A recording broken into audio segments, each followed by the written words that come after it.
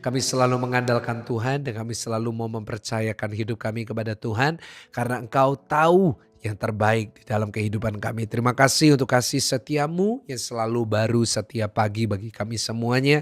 Kami berharap kepadamu, kami percaya kepadamu. Dan kami tahu di saat kami mengandalkan Tuhan, di situ letak kekuatan kami. Kami mau percaya, kami mau beriman, dan kami siap untuk mendengarkan kebenaran firman Tuhan di dalam nama Tuhan Yesus yang siap untuk belajar firman Tuhan. Sama-sama dengan saya kita mau katakan amin, amin, amin, amin. Kita berikan tepuk tangan yang paling meriah, tepuk tangan yang paling dahsyat buat Tuhan. Puji Tuhan, selamat pagi, shalom. Bapak Ibu Saudara yang sudah bergabung hari ini, mohon maaf. Selamat datang di doa pagi bersama dengan saya Pastor Michael Gunawan. Sama-sama tulis di live chat Tuhan Yesus dahsyat, Tuhan Yesus dahsyat, puji Tuhan. Bapak Ibu senang sekali bisa menutup minggu ini bersama dengan saudara karena sudah kita lewati 1 minggu lagi dan 1 minggu setelah Paskah kita masih belum bisa move on ya Bapak Ibu Saudara ya. Kalau saudara mengingat kembali stage kita, kalau saudara mengingat kembali ya pujian penyembahan yang sudah dibawakan, acara yang sudah dibawakan, sungguh luar biasa. Ya apa yang Tuhan kerjakan ya, kita banyak berkorban dan benar-benar kalau kemarin pasca kita bisa merayakan sedemikian rupa, semua bukan karena kuat gagah kita, bukan karena kehebatan kita, semuanya oleh karena kemurahan Tuhan. Sebab itu Bapak Ibu Saudara, saya mengajak setiap saudara semuanya, ayo kita mau belajar firman Tuhan lebih dalam lagi, kita mau merenungkan firman Tuhan lebih dalam lagi, dan kita percaya lewat kebenaran firman Tuhan kita semuanya pasti diberkati. Ya hari ini kita mau belajar kembali dari 3 ayat, dan saya berdoa 3 ayat ini bisa memberkati saudara semuanya. Jangan lupa minggu besok bisa bergabung bersama dengan kita di GCS Pakuwon Mall karena ada Pastor Robert Lea melayani. Di Tunjungan Plaza ada Pastor Daud Tony yang akan melayani kita semuanya. Jadi sungguh luar biasa ya, dan saya berdoa dimanapun saudara boleh berada bisa saudara mengajak teman-teman, mengajak keluarga untuk bisa ibadah. Ya di Singapura bisa ketemu dengan saya di City Harvest Church Singapura. Saya percaya saudara semuanya akan diberkati lewat firman Tuhan. Dan saya juga gak sabar ketemu jemaat doa pagi dari Singapura. Jemaat doa pagi Singapura boleh ajak teman-teman yang lain untuk bisa bergabung di ibadah Indonesian Service City Harvest Church. Saya akan khotbah dalam bahasa Indonesia ya. Mungkin ada yang tanya, Pastor khotbah bahasa Inggris? Enggak, saya akan khotbah bahasa Indonesia karena saya akan melayani di Indonesian Service. Jadi mengundang saudara, bisa ajak teman-teman, bisa ajak keluarga untuk bisa hadir bersama-sama. Kita baca Lukas pasal yang ke-8 ayat yang ke-19 sampai 21. Kita mau baca dengan suara yang keras. Judulnya adalah Yesus dan sanak saudaranya. Ibu dan saudara-saudara Yesus datang kepadanya, tetapi mereka tidak dapat mencapai dia karena orang banyak. Orang memberitahukan kepadanya, ibumu dan saudara-saudaramu ada di luar dan ingin bertemu dengan engkau. Tetapi ia menjawab, ibuku dan saudara-saudaraku ialah mereka yang mendengarkan firman Allah dan melakukannya. Yang percaya sama-sama kita katakan, amin. Nah hari ini kita mau belajar bersama-sama dari kebenaran firman Tuhan, dari satu firman Tuhan, di mana kita mau belajar tentang siapa saudara-saudara Yesus. Sama-sama tulis di live chat, siapa saudara-saudara Yesus. Itu menjadi tema kita hari ini. Nah Bapak Ibu Saudara, kita kalau membaca ayat ini tidak mengerti konteks, tidak kita dalami, tidak kita renungkan, maka bisa saja dengan mudah kita menghakimi dan bisa saja kita pakai ayat ini untuk menunjukkan sisi yang buruk dari Tuhan Yesus. Ada yang berkata, lihat Tuhan Yesus nggak mengakui ibunya, Tuhan Yesus tidak mengakui saudara-saudaranya, dia sombong, dia setelah melakukan pelayanan luar biasa, dia lupa sama keluarganya. Saya mau katakan itu manusia, tetapi Tuhan Yesus manusia dan dia Tuhan. Jadi tidak mungkin itu terjadi. Jadi Bapak Ibu saat kita membaca hal-hal seperti ini ya, sebelum kita bahas tentang yang lain, saya perlu meluruskan beberapa hal. Ya, kalau kita baca, kita nggak boleh langsung berasumsi, tetapi kita harus terlebih dahulu kita punya prinsip yang kita pegang. Saat kita baca firman Tuhan, sebelum kita buka, sebelum kita baca, kita harus punya pendirian dulu. Kita sudah harus memiliki beberapa guideline dulu di depan. Contohnya apa? Yaitu salah satunya adalah firman Tuhan ini tidak ada salahnya. Ya, jadi sama-sama tulis di live chat, firman Tuhan tidak pernah salah.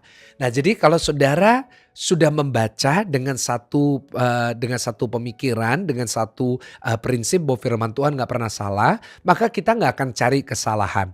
Ya, dan saat kita baca dan kita lihat bahwa ada dalam tanda kutip kesalahan yang mungkin terjadi, kita nggak langsung bilang itu salah, nggak mungkin salah. Dan kita akan belajar lebih dalam lagi dan akhirnya menemukan bahwa itu bukan kesalahan. Kita aja yang kurang pengetahuan. Ya, contohnya apalagi? Yaitu Tuhan itu selalu baik. Jadi kalau saudara dan saya membaca firman Tuhan dan saudara melihat dari kacamata Tuhan itu selalu baik dan tidak ada yang buruk yang keluar dari Tuhan, maka kita nggak akan menghakimi. Jadi kita juga harus membaca di dalam kasus ini bahwa Tuhan Yesus itu nggak ada yang jahat tentang dirinya. Tuhan Yesus nggak ada yang buruk tentang dirinya. Tuhan Yesus adalah manusia sempurna. Tulis di live chat, Tuhan Yesus sempurna. Jadi kita harus punya satu kacamata di mana melihat Tuhan Yesus dalam apapun yang dia perbuat. Apapun yang Tuhan Yesus perbuat selalu sempurna. Dan tidak pernah salah, tidak pernah gagal, tidak pernah ada perubahan. Ya, kenapa? Karena Tuhan Yesus sama dulu, sekarang, sampai selamanya. Nah, karena itu saat kita baca ini kita bisa lihat dari kacamata itu. Loh, kok seakan-akan Tuhan tidak mengakuinya? Tapi ingat Bapak Ibu Saudara, diakhiri di ayat 21. Dikatakan tetapi ia menjawab, ibuku dan saudaraku ialah mereka yang mendengarkan firman Allah dan melakukannya. Nah, bukan berarti Tuhan Yesus berkata usir mereka. No, tetapi Tuhan Yesus hanya memakai kedatangan ibunya dan saudara-saudaranya untuk mengajarkan sesuatu kepada murid-muridnya. Nah, untuk mengajarkan kepada pengikut-pengikutnya. Untuk mengatakan kepada mereka bahwa ibu dan saudaraku itu bukan hanya secara daging. Ya, secara darah mereka saudaraku. No, tetapi mereka adalah saudaraku adalah mereka yang mendengarkan dan melakukan firman. Nah, dan saudara, kalau kita nanti melihat di dalam konteks ini, tentunya kita akan lihat bahwa Tuhan Yesus akan mengundang mereka untuk masuk. Kenapa? Karena Tuhan Yesus di dalam pelayanannya, dalam seluruh kisah yang saya baca tentang Tuhan Yesus, selalu saya lihat Tuhan Yesus menghormati orang tuanya. Contohnya waktu Tuhan Yesus di usia 12, dia berada di bait Allah lalu dia tertinggal di situ. Waktu orang tuanya menegur dia menjelaskan. Nah, tetapi waktu orang tuanya menyuruh dia untuk pulang, dia nurut. Dan contohnya salah satunya yang lain adalah ketika di atas di dalam jalan salib, Tuhan Yesus mengatakan, Tuhan Yesus memperhatikan ibunya dan Tuhan Yesus di atas salib mengucapkan beberapa kata yang sangat penting. Yaitu Tuhan Yesus mengucapkan salah satunya kepada murid yang dikasihinya namanya Yohanes, bahwa inilah ibumu, ibu inilah anakmu. Menunjukkan bahwa Tuhan Yesus itu menyerahkan tanggung jawabnya sebagai anak sulung. Karena tanggung jawab anak sulung adalah kepada orang tua. Nah, sebab itu Tuhan Yesus menyerahkan tanggung jawab kepada Maria. Kenapa? Karena Tuhan Yesus sangat menghormati. Nah, dari sini Bapak Ibu kita bisa melihat banyak hal yang sangat luar biasa tentang Tuhan Yesus. Bahwa dia adalah seorang yang menghormati orang tuanya. Jadi kalau mau ada yang pakai ayat ini untuk menyerang Tuhan Yesus, itu gak valid. Kenapa? Karena kebenarannya adalah Tuhan Yesus gak kayak gitu. Nah, tetapi fokus kita bukan itu. Fokus kita hari ini adalah siapa saudara-saudaranya Tuhan Yesus. Nah, dikatakan di ayat yang ke-20. Orang memberitahukan kepadanya, ibumu dan saudara-saudaramu ada di luar dan ingin bertemu dengan engkau. Tapi ia menjawab mereka, ibuku dan saudaraku ialah mereka yang mendengarkan firman Allah dan melakukannya. Saudara, yang pertama siapa saudara-saudaranya Tuhan Yesus? Yaitu mereka yang mau mendengar firman. Sama-sama tulis di live chat, mau mendengar firman. Jadi siapapun yang mau dengar firman Tuhan, dia adalah saudaranya Tuhan Yesus. Tuhan Yesus sedang mengatakan kepada semua orang, semua pengikutnya itu kayak gini. Kalian harus tahu ya, bahwa yang disebut saudara-saudaraku, keluargaku, itu orang-orang yang mau dengar firmanku. Kenapa? Karena saat saudara dan saya perhatikan di Nazaret, kita sudah bahas ini, banyak orang yang sebenarnya adalah saudara-saudaranya Yesus. Kenapa? Karena di Nazaret, Yusuf dan Maria punya banyak keluarga. Nah, tetapi di kota yang sama banyak orang menolak Tuhan Yesus dan tidak mau mendengarkan firman Tuhan. Nah, itu menunjukkan bahwa mereka boleh saudara secara mungkin bukan biologis, secara status Bapak Ibu Saudara. Tetapi sebenarnya mereka bukan saudara yang sejati. Tetapi saudara yang sejati boleh secara status bukan saudara, tetapi mereka yang mau dengar firman Tuhan.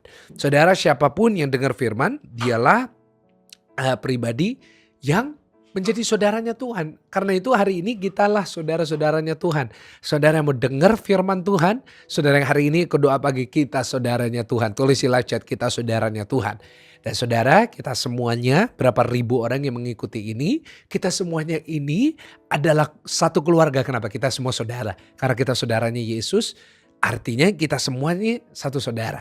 Jadi ada lagunya kita satu saudara, kita keluarga di dalam Tuhan. Dan itu benar sekali.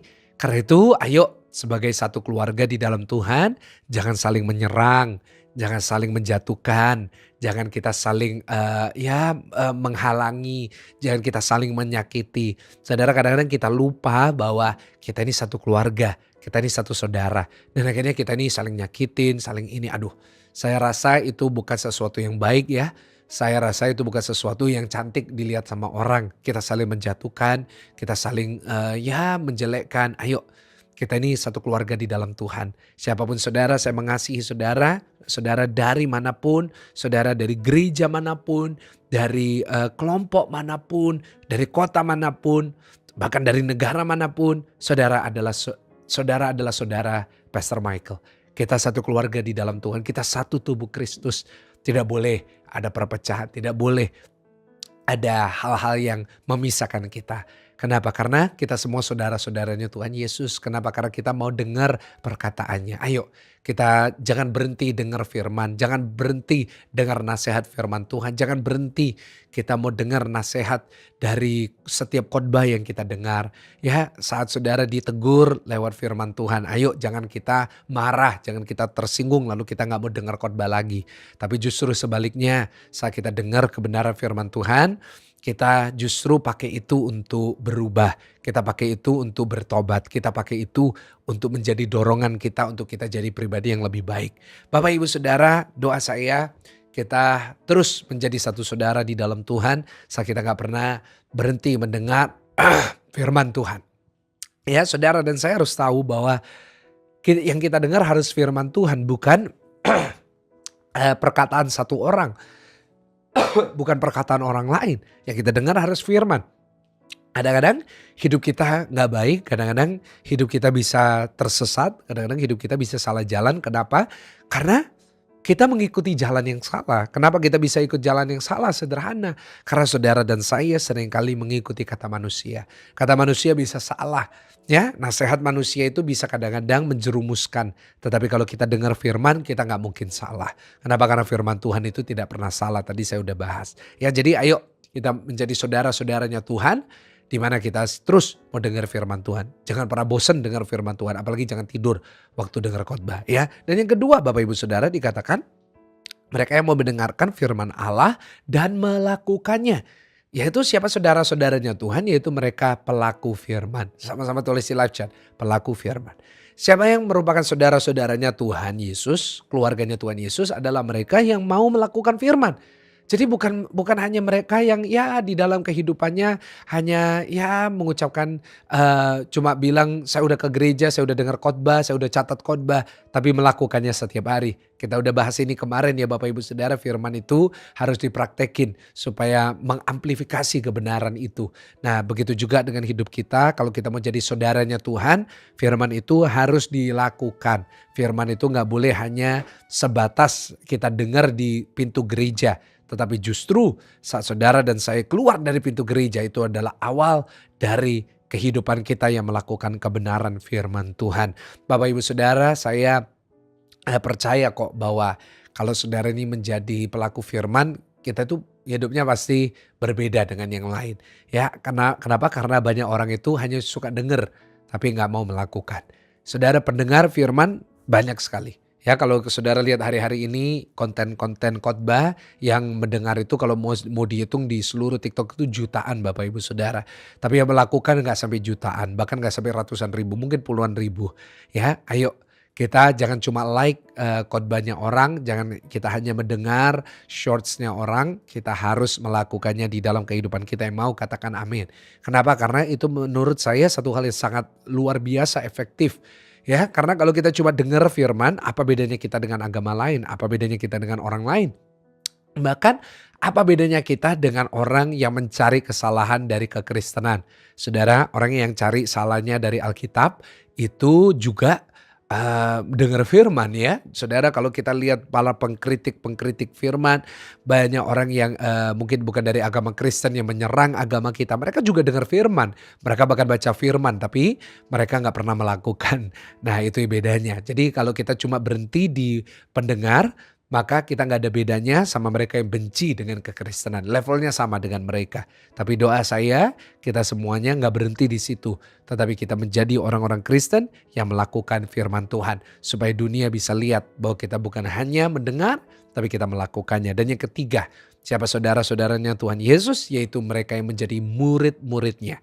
Karena setelah saudara mendengar, saudara melakukan, saudara harus jadi murid. Murid itu menetap. Murid itu bukan follower, tapi murid itu punya komitmen.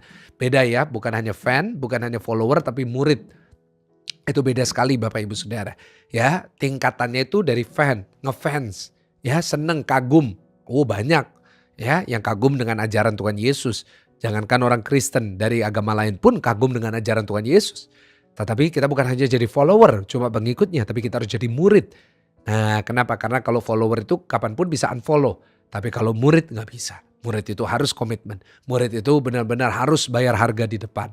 Ya, dan harus mengikut terus. Bapak Ibu, itulah keluarganya Tuhan.